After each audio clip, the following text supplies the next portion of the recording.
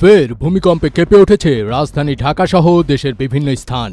আজ বৃহস্পতিবার ৪ ডিসেম্বর ভোর ৬টা ১৪ মিনিট ৪৫ সেকেন্ডে এ ভূমিকম্প অনুভূত হয়।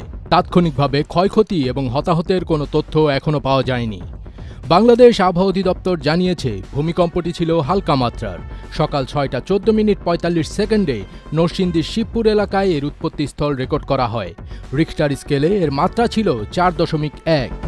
আবহাওয়া অধিদপ্তরের আগারগাঁও কেন্দ্র থেকে উৎপত্তিস্থলের দূরত্ব ৩৮ কিলোমিটার উত্তর পূর্ব দিকে। ইউরোপিয়ান মেডিটেরিয়ান সিসমোলজিক্যাল সেন্টারের তথ্য মতে ভূমিকম্পের গভীরতা ভূপৃষ্ঠ থেকে ৩০ কিলোমিটার, যার উৎপত্তিস্থল নরসিংদী। মাত্রা ছিল ৪.১। এর আগে মঙ্গলবার সকাল ৭টা ৫৬ মিনিটে বঙ্গোপসাগরে ৪.২ মাত্রার একটি ভূমিকম্প আঘাত হানে। উৎপত্তিস্থল উপকূল থেকে দূরে হওয়ায় তা টের পাননি বাসিন্দারা। ভারতের ভূবিজ্ঞান মন্ত্রণালয়ের আওতাধীন জাতীয় ভূকম্পন কেন্দ্রের বরাতে টেলিগ্রাফ ইন্ডিয়া এ তথ্য জানায়। এরও আগে ২৭ নভেম্বর বিকেল ৪টা ১৫ মিনিটে ঢাকায় ৩.৬ মাত্রার ভূমিকম্প হয়। ওই দিনের ভোরে সিলেট ও কক্সবাজারের টেকনাফেও দুবার ভূমিকম্প অনুভূত হয়।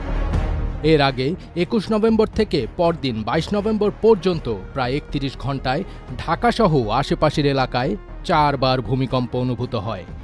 ওই দিনের সকালে রিখটার স্কেলে ৫.৭ মাত্রার শক্তিশালী কম্পনটি নরসিংদীর মাধবদী এলাকায় উৎপন্ন হয়।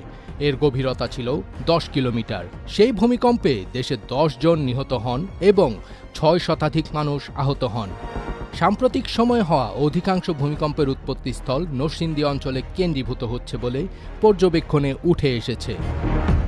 বারবার ছোট এবং মাঝারি ধরনের এই ভূমিকম্পগুলো বড় কোনো ভূমিকম্পের ইঙ্গিত দিচ্ছে বলেও আশঙ্কা প্রকাশ করেছেন বিশেষজ্ঞরা। ফজবির তাজ, এটিএন বাংলা।